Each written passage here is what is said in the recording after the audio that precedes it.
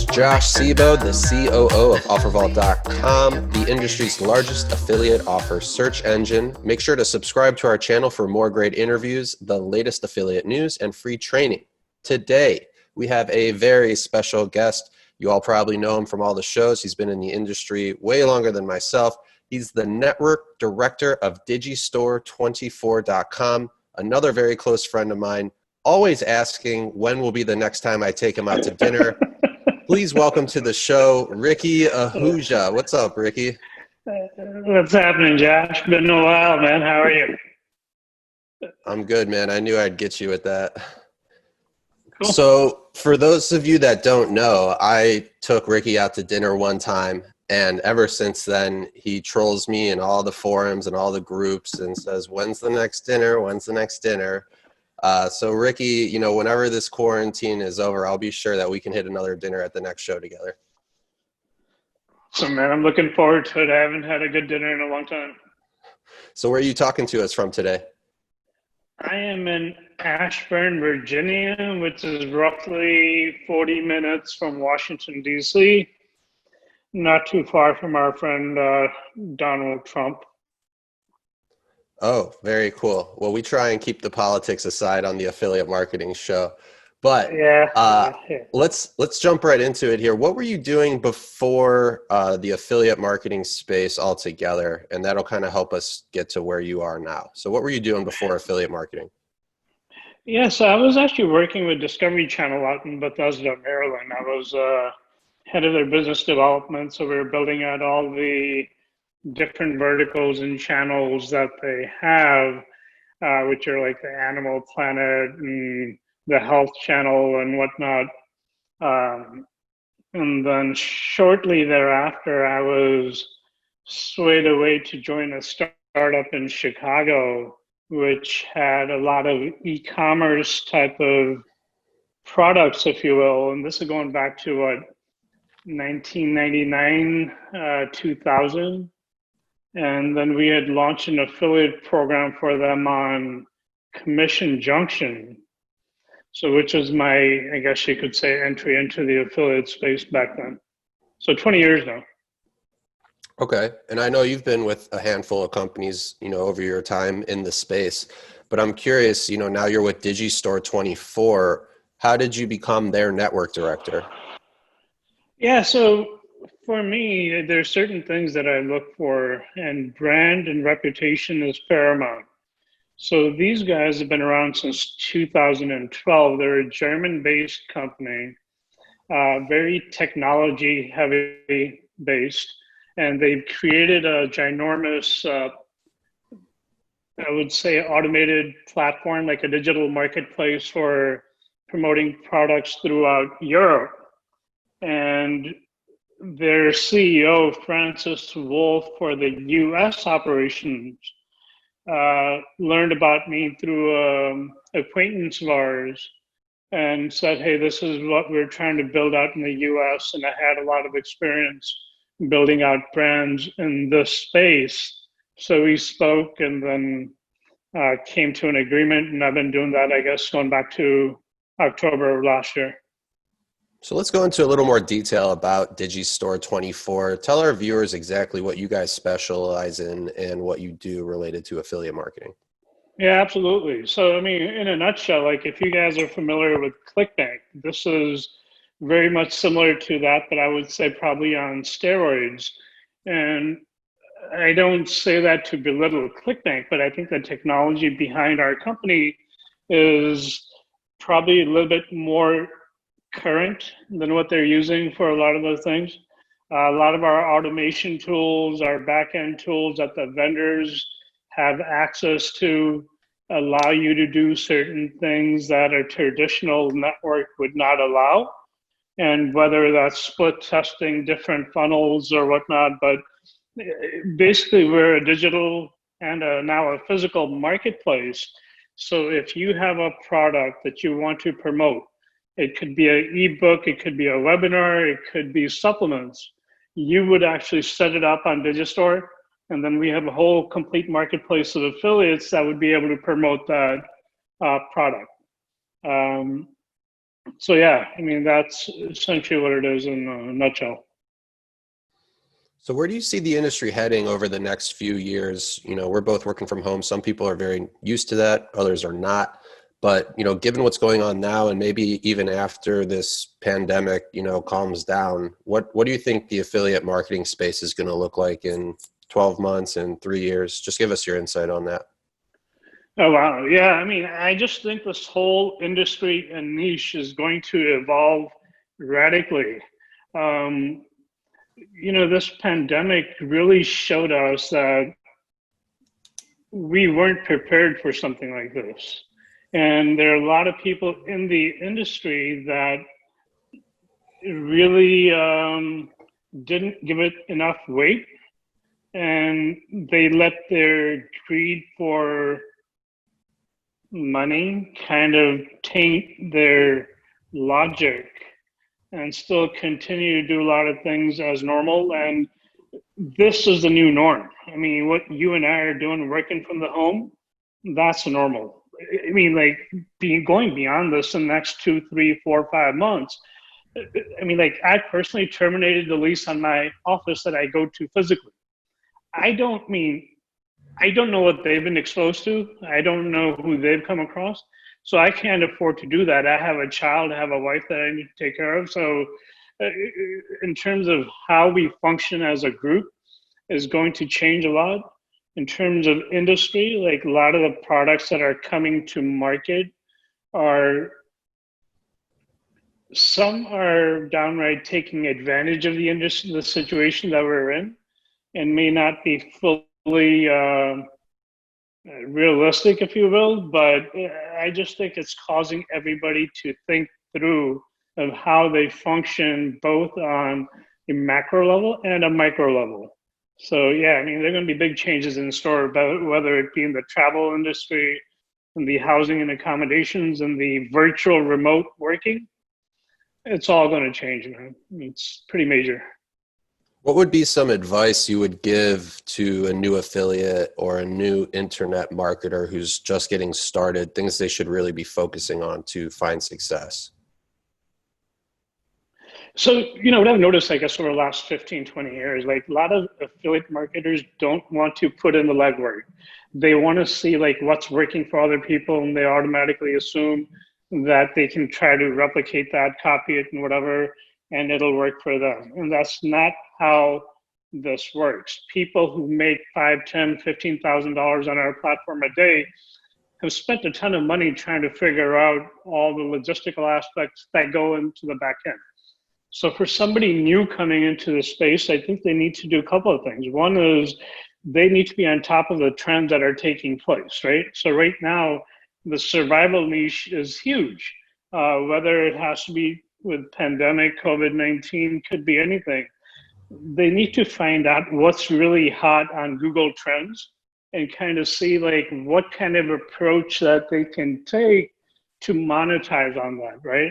So my background comes from organic search engine optimization. So if I have the ability to put up a blog and write a ton of content related to the pandemic or COVID-19, then that's how I would monetize on getting that traffic. Other people are amazing at native advertising. Some are amazing at Google AdWords. So find your niche that you're really good at, focus on that, and find one particular thing that you want to promote because you're passionate about it, not because you think it'll make you a ton of money.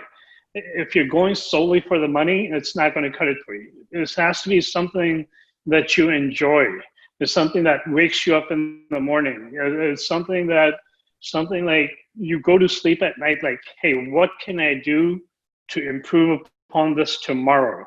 Because if I don't improve upon it tomorrow, somebody else is going to take a look at what I'm doing and do it better than I am. So, what are some qualities you look for when a new affiliate actually tries to sign up with your affiliate program? Some boxes that you need them to check in order to gain access to your affiliate program. Yeah, so two things that are super, super important to me are transparency and communication. If they want to hide behind the cloak of a computer screen in a cave somewhere and middle of Asia somewhere, that's not going to work for me, because my main purpose here and the affiliate managers that I have is to help you build and scale your business. So if you're not going to make yourself available for me to help guide you, then I'm not doing my job effectively, and then I can't really help you grow. So yeah, I mean, transparency and communication are like paramount, and then beyond that, I mean, they have to be moderately intelligent, right? So you have to be aware of all the different tools and resources that you have available, um, and use me and my company and my team as a resource to help you. I mean, like, people want everything for free and they want you to kind of do it for them. Like, that's not my job. That's not what excites me. That's not what motivates me. I'm here to help you learn how to fish. I don't want to do the fishing for you. I mean, that's such a short-term game. I like the long game. I like the end game, that where I am making a difference in their life. And it's not just like helping them make $1,000 this month and I never hear from them again. So yeah, transparency, communication, moderately intelligent, and just being tenacious now. I was thinking about applying to your affiliate program, but then you mentioned they have to be moderately intelligent. So I was like, oh, well, there goes that idea. That's exactly why I said it, because I didn't want you to apply. So staying on the topic of affiliates, I'm sure some of our viewers have already figured this out, but how would an affiliate actually generate their own income once they do get into the DIGISTORE24 affiliate program? Can you walk us through like the step-by-step process in layman terms for those that might not understand how it works? Yeah, absolutely. So, I mean, once you get signed up on our platform, currently you're set to be approved automatically. And so once you do your email verification, you're allowed to navigate and log into the platform.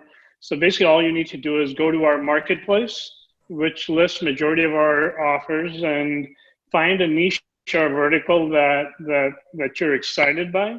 It could be health, it could be financial, like crypto, Forex, Bitcoin, talking about the pandemic, could be physical supplements. So whatever that you're excited by, take a look at that. Take a look at a lot of the sales pages that we have, the affiliate resources that we have, the banners, the email swipes, anything else. And then if there's something that you want to promote, then either hit me up or my affiliate manager, and we'll help you get started. It's a very simple process to do.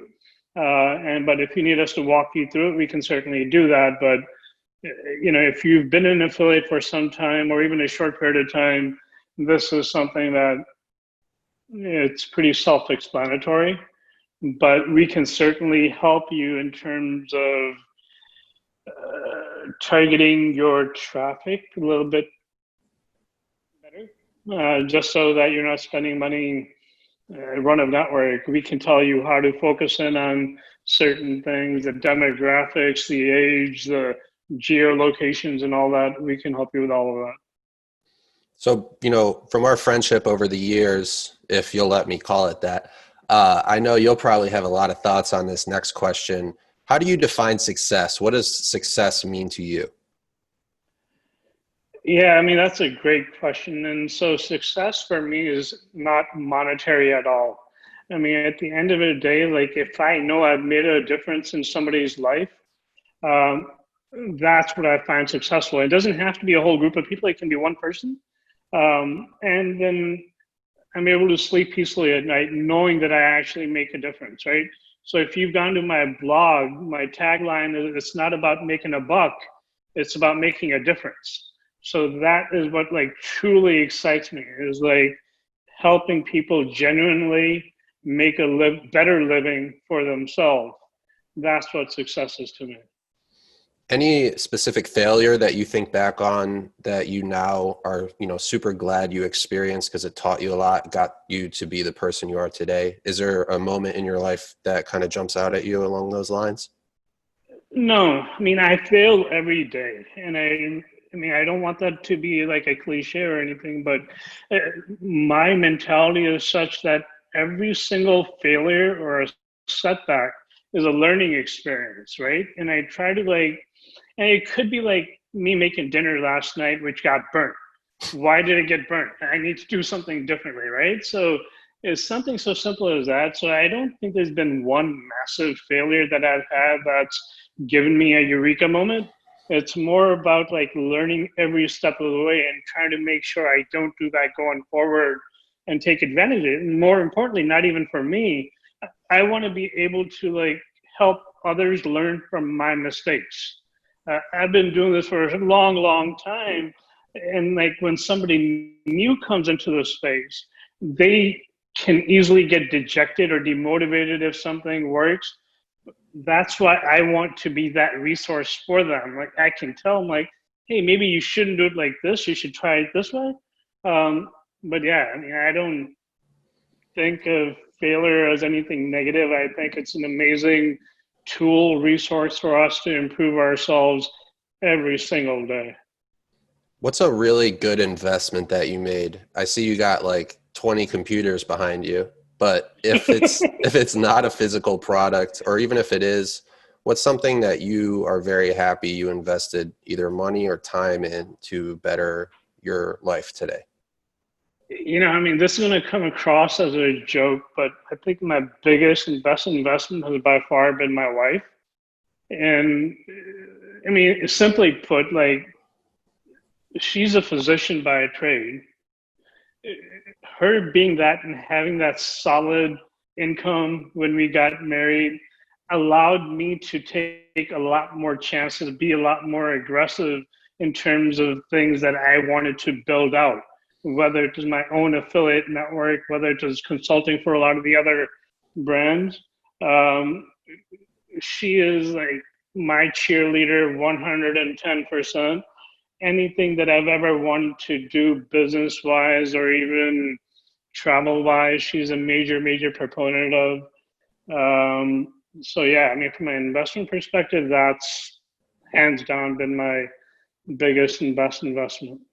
So I'm giving you a billboard. You get to put anything you want on the billboard for the public to drive by and see on the regular. What are you putting on that? Wow, that's a fantastic question. I mean, I think on the billboard, again, I want to put a picture of my wife and my daughter. And because I wake up in the morning being thankful for what I have.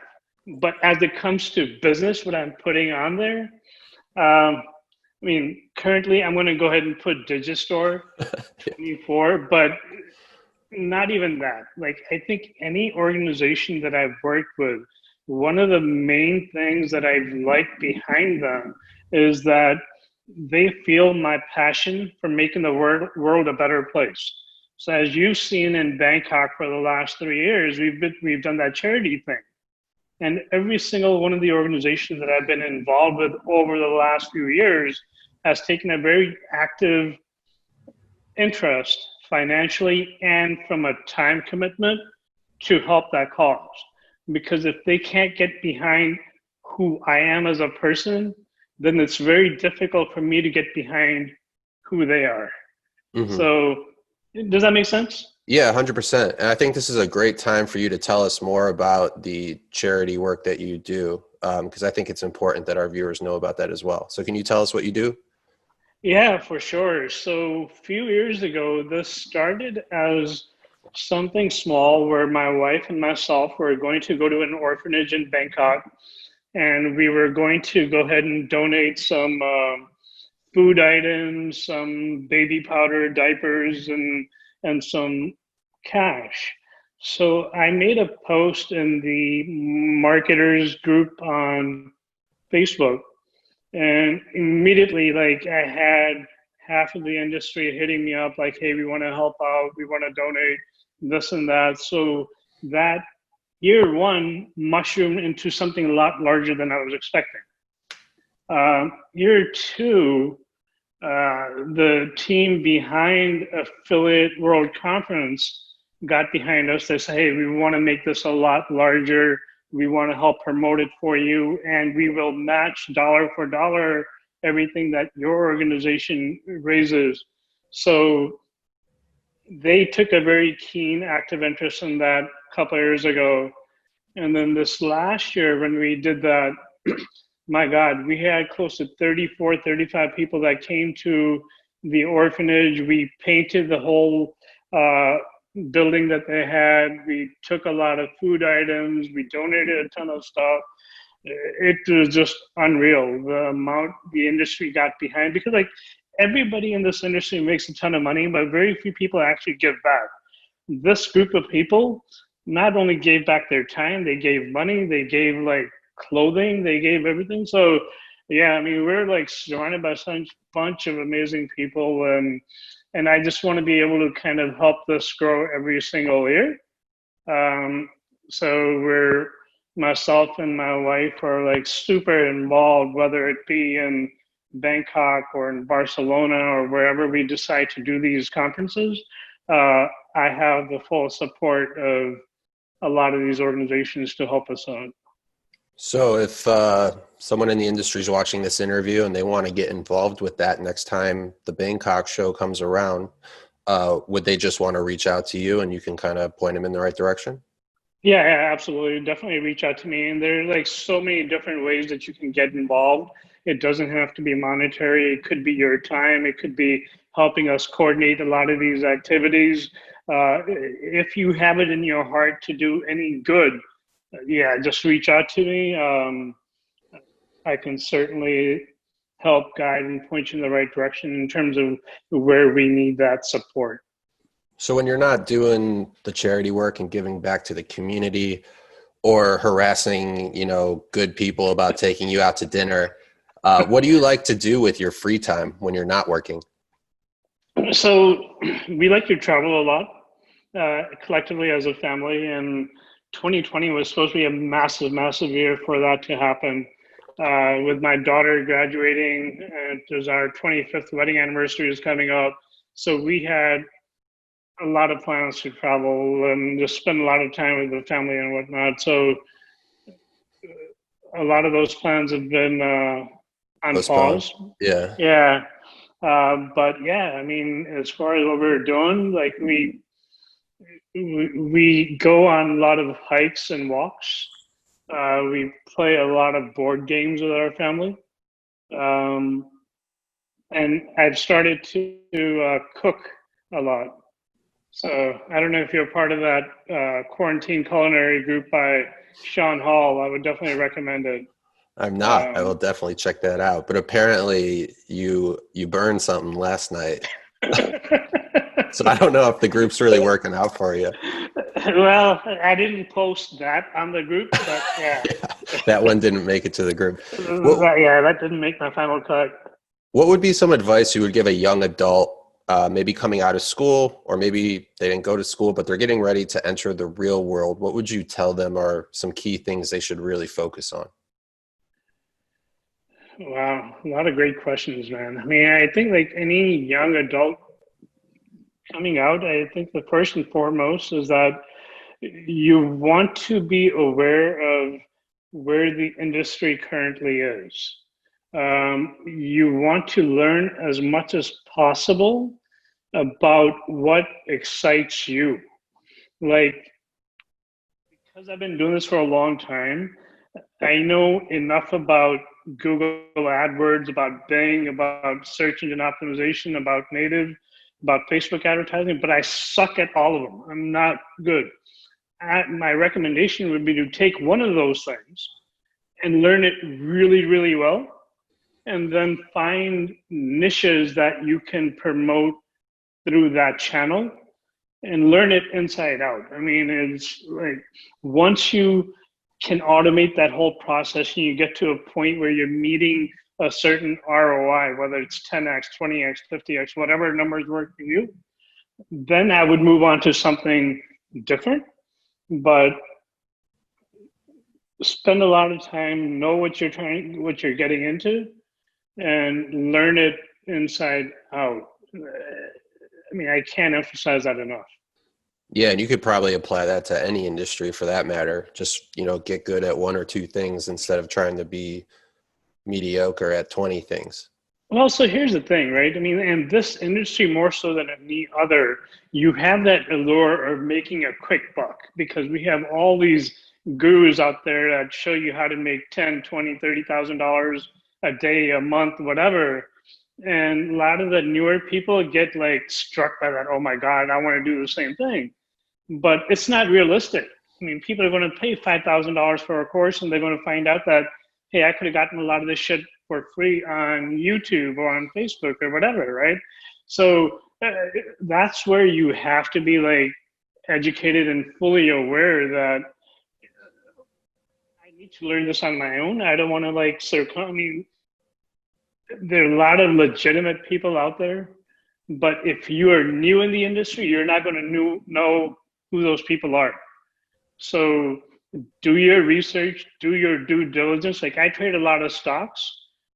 I mean, like, and I've been doing that for the last 20 years. I've never taken recommendation from anyone, but I'm very able to give recommendations, right? Similarly, but I do a lot of research. I mean, I stay up to like 2, 3 o'clock in the morning, taking a look at a company, right? What would Warren Buffett invest in, right? It's not just because like, hey, crypto is really hot. Let me go and buy some Bitcoin. It's like the fundamentals and the technicals behind it. That's what the affiliates need to do. Somebody coming into it like, hey, who are the major legitimate networks? Who have the good offers? Who is known to pay on time? Who doesn't scrub? All these things. Like if you're new, you want to get taken advantage of. So you really have to know like what you're working with, what you're dealing with. And that's why I want to put myself out there as a resource for anybody that if they have these questions, and all of them are not going to be a fit for Digistore24, but I have relationships with every other network. So if they want to look for something that we don't have, I can help make those introductions. I know you just mentioned recommendations. I'd like to kind of play off that. Are there any bad recommendations that you hear being given in this affiliate industry that you don't agree with and that you would tell our viewers you should really approach that with caution?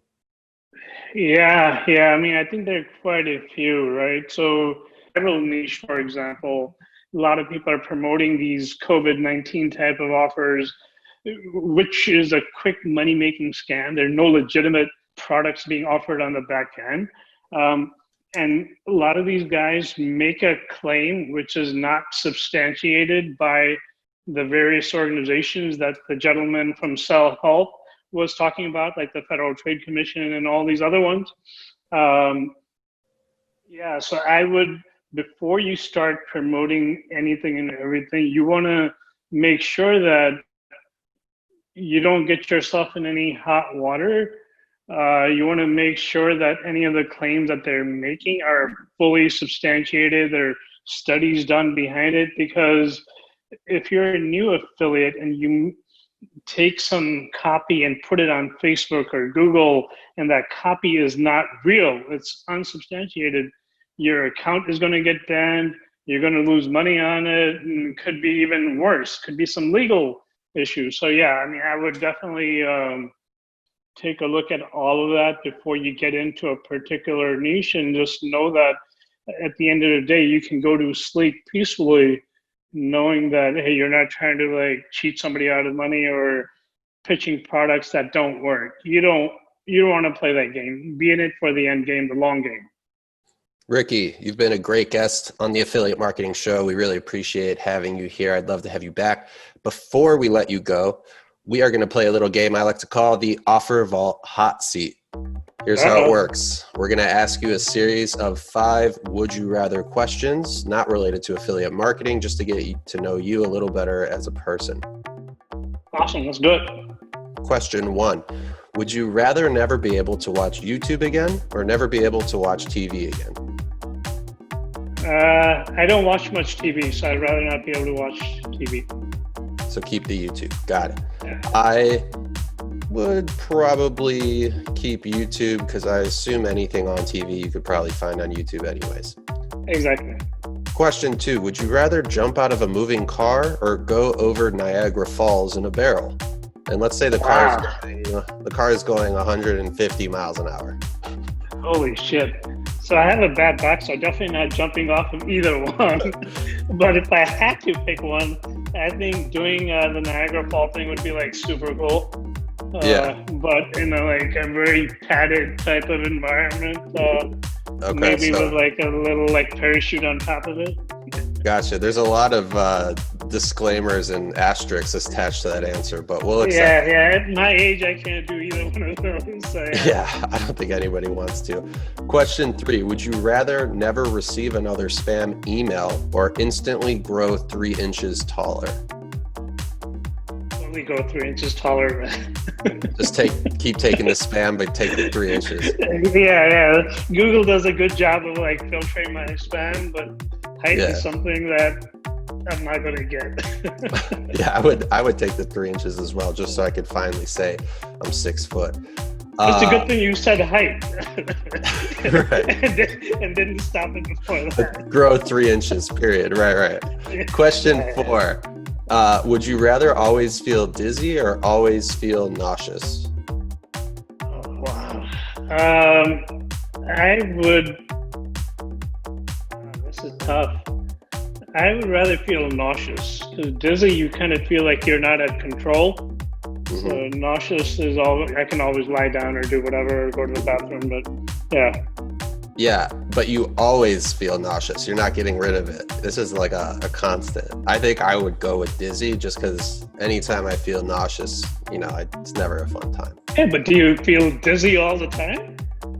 Correct. Either way, it's a bad answer. There's no good answer here. Question 5, the last question of the OfferVault hot seat. Would you rather lick and seal 1,000 envelopes or fold 1,000 pieces of laundry? Wow. I hate laundry. I think I'd go with the envelopes. I have a lot of experience doing that, so I'll go with that. Yeah, I sent out a bunch of wedding invites. I think yours got lost in the mail, actually. Yeah. Whatever happened to that? We had to lick a ton of envelopes, so I also think I could get by with that. I hate folding laundry.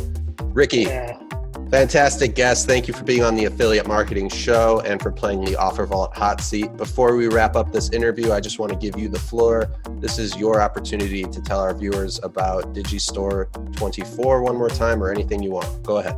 No, awesome. Thanks a lot, man. I appreciate you taking the time to do this interview. I know I give you a hard time about our dinners and whatnot, but it comes from a good place. I'm actually pretty well fed, but I like giving you a hard time about that. As far as Digistore, we're an amazing platform. We've been around since 2012, and we're building out the US operations, and we have very, very aggressive plans. So even on the build out, I'm actually looking for an amazing operations manager. So if any of your viewers are interested, they can hit me up at ricky.ahuja@digistore24.com. I'm also on Facebook at Ricky Ahuja or Instagram. And now I've become a TikTok viral sensation also. So check me out on there too. Nice. I like it. For Ricky from DIGISTORE24 and myself, Josh from OfferVault, let's make that paper. Let's make that dough. This was the Affiliate Marketing Show. See you next time, everyone. Awesome. Peace. Thank you.